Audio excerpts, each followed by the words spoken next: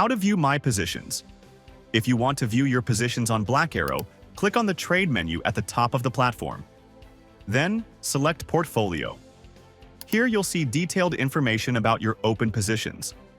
This includes the total value of the positions in your account, the open result, this day's result, and the percentage of positions with profits or losses.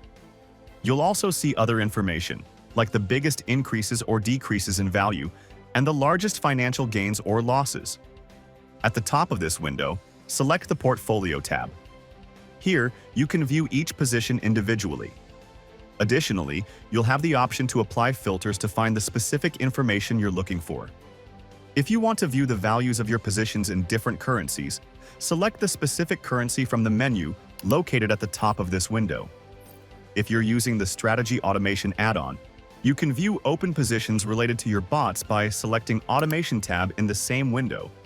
And that's how you can view your positions in BlackArrow. See you in the next video.